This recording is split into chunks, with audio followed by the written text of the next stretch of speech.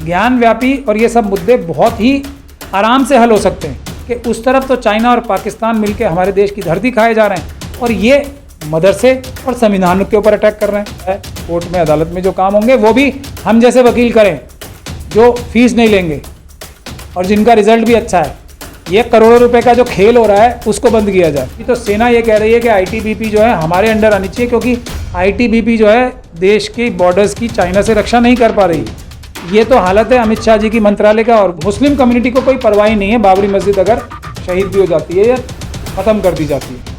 तो ऐसा माहौल बनाने में हमारी तंजीमों ने ही मदद की थी। वही कमोबेश हालात जो हमारे इतने बड़े बड़े कायद, सो कॉल्ड कायद हैं, वो ये कह रहे हैं कि मुसलमानों को घर में बैठना चाहिए।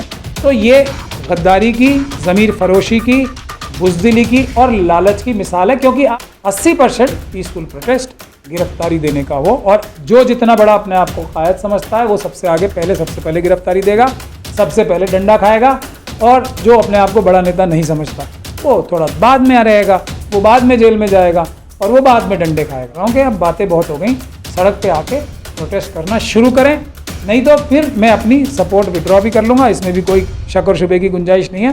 टाइम बिल्कुल नहीं बचा है। नमस्कार, आदाब, सत श्री अकाल। आप देख रहे हैं द नेशन वॉइस, और द नेशन वॉइस में इस वक्त हमारे साथ मौजूद हैं महमूद पराचा साहब, जो कि सुप्रीम कोर्ट के लॉयर हैं। उनसे बात करते हैं मौजूदा हालात पे, जो देश की राजनीति है वो किन मुद्दों पर घूम रही है और किस तरीके की बातें देश में हो रही हैं। सर, ज्ञानवापी मस्जिद को लेकर आजकल बहुत कंट्रोवर्सी हो रही है, आपकी क्या राय है सर इस मुद्दे पर? मेरी इस मुद्दे पे यही राय है कि जिस तरीके से ट्रिपल तलाक का केस इसलिए नहीं हारा गया था कि उस तरफ से कोई बहुत ज़बरदस्त पैरवी हुई थी या कुछ हुई थी, बल्कि अपनी तरफ की कमियों की वजह से ही हारा गया था। जो हमारी तंजीमें हैं और जो दूसरी वो आरएसएस से या तो डरते हैं या फिर उनके साथ साजिश में शामिल है, लालच करते हैं। फिर उसके बाद बाबरी मस्जिद से पहले भी आप सब लोगों को याद होगा कि एक माहौल ऐसा तैयार किया गया कि अगर बाबरी मस्जिद का केस मुस्लिम कम्युनिटी हार जाएगी तो कोई वो चुपचाप उसको मान लेगी और बहुत ही अमन और शांति से वो इस बात के लिए तैयार हैं कि ये मस्जिद जो है ख़त्म हो जाए। ये एक माहौल बनाया गया। उसके बरक्स ये माहौल भी बनाया गया कि अगर बाबरी मस्जिद के पक्ष में फैसला आ गया तो उसके बाद तो जो दूसरा पक्ष है वो देश में कोहराम मचा देगा, वो सुप्रीम कोर्ट का आज्ञा भी नहीं मानेगा, कुछ नहीं मानेगा। तो इसने एक बहुत बड़ा रोल प्ले किया। आज भी उसी तरह का माहौल बनाया जा रहा है। जो हमारी मिली तंजीमें हैं या पॉलिटिकल क़यादत है वो तो कह रही है कि सड़कों पे ना आए मुसलमान। हाँ, तो वही माहौल दोबारा बनवाया जा रहा है। तो वही हाल दोबारा रिपीट होने का पूरा अंदेशा है अगर हम लोगों ने अपनी क़यादतों को ठीक नहीं किया। अगर ये ठीक नहीं हो सकती, अगर ये बुज़दिली और लालच नहीं छोड़ेंगी, तो बुज़दिली, बेईमानी और लालच नहीं छोड़ेंगी, तो हमें या तो इनको तब्दील करना पड़ेगा या इनको मजबूर करना पड़ेगा कि ये राह रास्त पे आएँ और जो भारत के संविधान में तरीके हैं, पीसफुल तरीके हैं, उनका पूरी तरीके से इस्तेमाल करके पीसफुल प्रोटेस्ट करें, जेल भरो आंदोलन करें। इससे 80% फ़ायदा होगा और 20% फ़ायदा कोर्ट जाने से भी होगा। कोर्ट तो हम जैसे वकील देख ही लेंगे, इनका उसमें कोई ख़ास रोल है भी नहीं। सिर्फ इतना ज़रूर होता है कि ये कोर्ट जाने के नाम पे वकीलों को बड़े बड़े पैसे देते हैं और उससे कई सौ गुना ज़्यादा पैसे इकट्ठे करते हैं वकीलों के नाम पे। तो हम जैसे वकील जो हैं वो फ्री में पेश होने के लिए तैयार हैं, किसी को ज़रूरत ही नहीं है एक भी पैसा खर्च करने की। तो पैसे से कुछ होना भी नहीं है। वकालत और कोर्टों से सिर्फ 20% फ़ायदा होना है, 80% पीसफुल प्रोटेस्ट करें। SC ST और OBC कम्युनिटी और दूसरी माइनॉरिटीज़ जो हैं, सिख, क्रिश्चियन, बौद्ध जो हैं, उनके साथ भी इससे ज़्यादा जुल्म हो रहे हैं। ऐसे ही जुल्म हो रहे हैं। वाल्मीकि समाज के मंदिर तोड़े जा रहे हैं, बुद्ध विहारों पे कब्जा करने की दिल्ली में ही हम केसेस कर रहे हैं, देवली में, खिड़की गांव में, अभी नाहरपुर में, और दूसरी मंदिरों पे भी पूरी तरीके से हमले हो रहे हैं। तो उनको भी साथ लेके, बुद्ध कम्युनिटी को साथ लेकर हम लोग एक जॉइंट प्रोटेस्ट करें, पीसफुल प्रोटेस्ट करें और लाखों लोग अपने आप को वॉलंटियर करें अरेस्ट देने के लिए। यही एक रास्ता है। जो हमारा कायद इस रास्ते पे चलने के लिए तैयार नहीं है, समझ जाना चाहिए वो ना सिर्फ नाकारा है, बल्कि वो या तो बुज़दिल है, डरा हुआ है बहुत ज़्यादा RSS और मनुवादियों से, या उनके साथ मिलके कर रहा है। एक तीसरी तरह के लोग और हैं जो जज्बाती बातें करते हैं लेकिन ज़मीन पे पीसफुल प्रोटेस्ट और जेल भरो आंदोलन की बात नहीं करते हैं। उनके पास बड़ी बड़ी पॉलिटिकल तंजीमें भी हैं। वो भी लोग या तो जानबूझ के RSS के साथ मिले हुए हैं या डरपोक हैं, डरते हैं। तो कोई भी ऐसा कायद किसी भी फॉर्म में हो जो पीसफुल प्रोटेस्ट नहीं करने को तैयार है, जो जेल भरो आंदोलन करने को तैयार नहीं है, वो हमारा कायद नहीं है, वो आरएसएस का एजेंट है, या बुजदिल है ना, या नाअहल है। सर बुजदिली और लालच आपने दो वर्ड यूज़ करे, मतलब वो जो तंजीमें हैं उनके लिए, इससे क्या मुराद है? इससे मुराद ये है कि जैसे मैंने आपको बाबरी मस्जिद का एग्जांपल दिया, उस वक्त अगर ये तंजीमें पीसफुल प्रोटेस्ट कर रही होती तो ये एक माहौल जो तैयार किया जा रहा था, जिसमें जाके श्री श्री जी के पास बैठ के खाने खा के तो बहुत सारे लोग आए हमारी बड़ी बड़ी तंजीमों के, तो वो, लेकिन उससे माहौल ये बना कि मुस्लिम कम्युनिटी को कोई परवाह नहीं है, बाबरी मस्जिद अगर शहीद भी हो जाती है या ख़त्म कर दी जाती है। तो ऐसा माहौल बनाने में हमारी तंजीमों ने ही मदद की थी। वही कमोबेश हालात जो हमारे इतने बड़े बड़े कायद, सो कॉल्ड कायद हैं, वो ये कह रहे हैं कि मुसलमानों को घर में बैठना चाहिए। तो ये गद्दारी की, ज़मीर फरोशी की, बुज़दिली की और लालच की मिसाल है, क्योंकि आप इनमें से किसी के भी घर चले जाइए, इनकी शक्लें ही देख लीजिए, ये सब लोग रईस और हट्टे कट्टे और खा पी के तैयार लोग बैठे हैं। ये कोई सड़क पे उतर के प्रोटेस्ट करने वाले, आंदोलन करने वाले लोग हैं ही नहीं। इनके घरों में चले जाइए, क्या महल भी होंगे किसी के।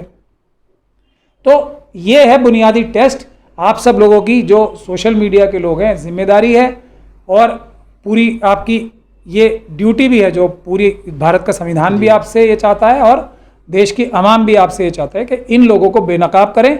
और मेरा पर्सनल ज़ाती मकसद इन लोगों को, कोई इनकी जगह पे जाके मुझे तो इन तंजीमों का हेड नहीं बनना है ना, तो मेरा मकसद सिर्फ इतना है कि या तो ये ठीक वो काम करें, वो काम करें, नहीं तो ये अपनी गद्दियाँ छोड़ें।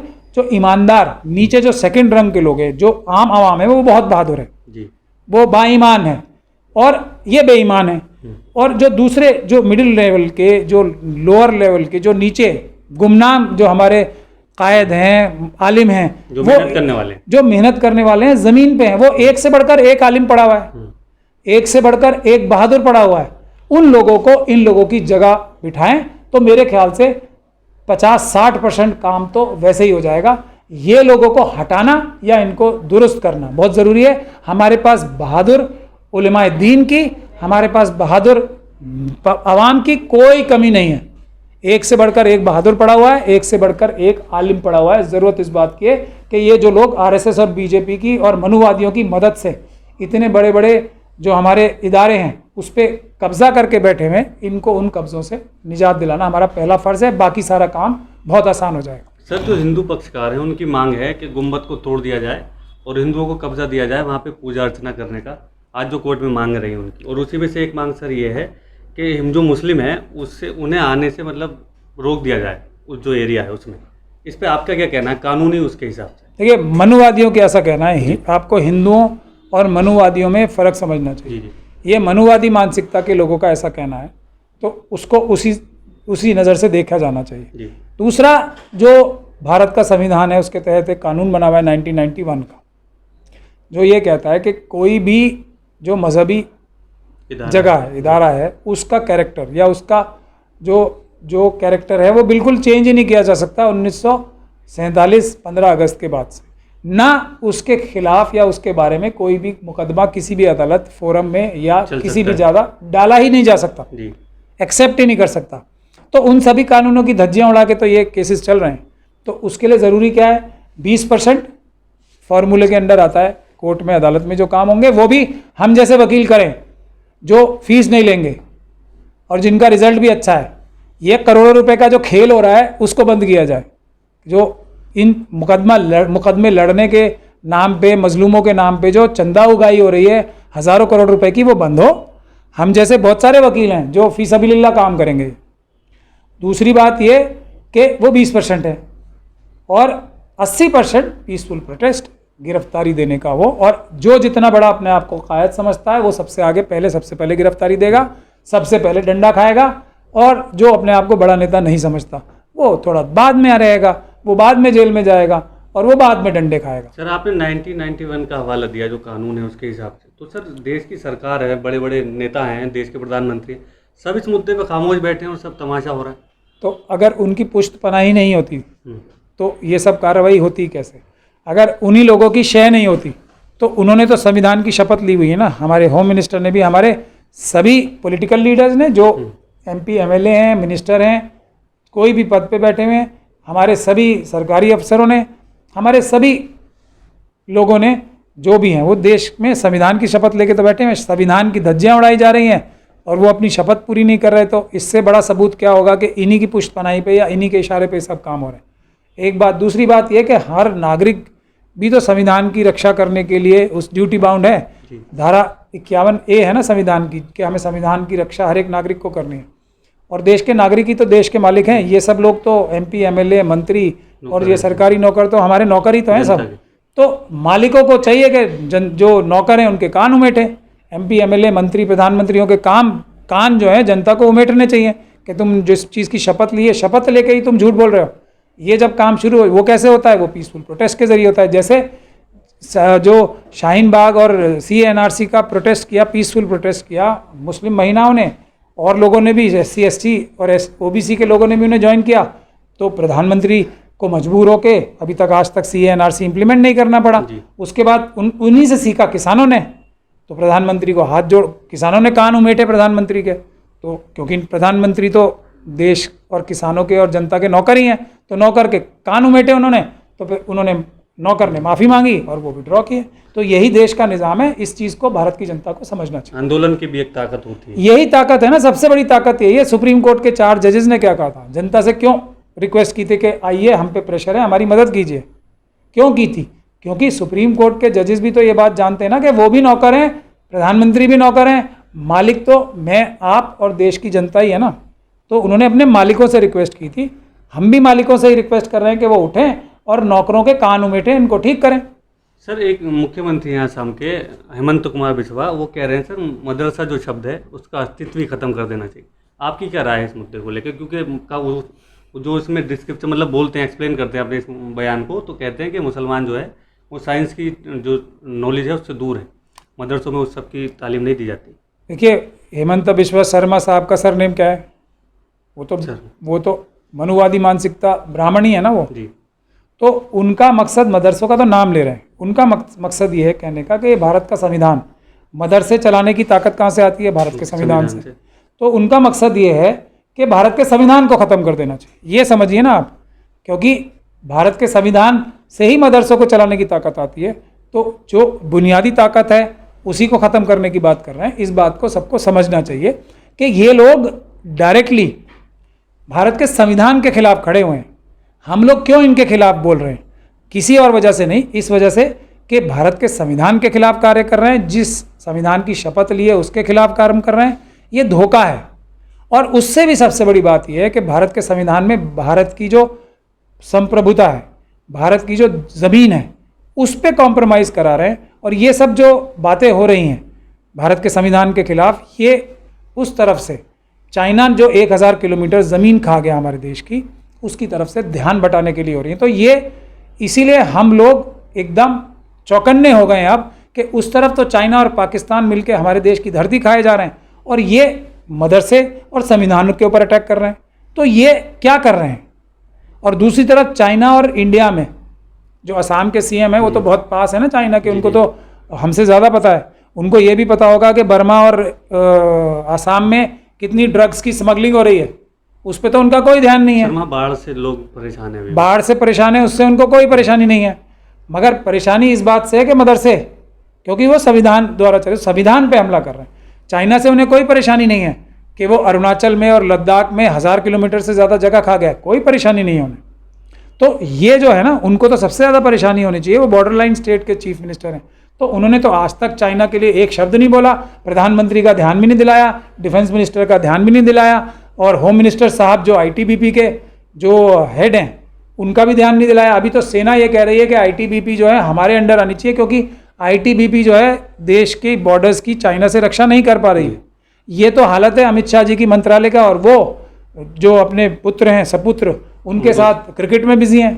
तो ये देश के हालात हो गए। तो क्या देश की जनता, हम जैसी जो देश की आवाम है, आम आवाम है, जो देश की मालिक है, हम अपने आंखें बंद कर लेंगे कि चाइना को हम क्या और अंदर तक आने देंगे? ऐसा बिल्कुल नहीं करने देंगे। सर, लास्ट सवाल आपसे मेरा ये है कि बाबरी की तरह कहीं मुसलमानों को ज्ञानवापी पर भी तो सब्र नहीं करना पड़ेगा, या कुछ ज़मीन का हिस्सा दे दिया जाएगा?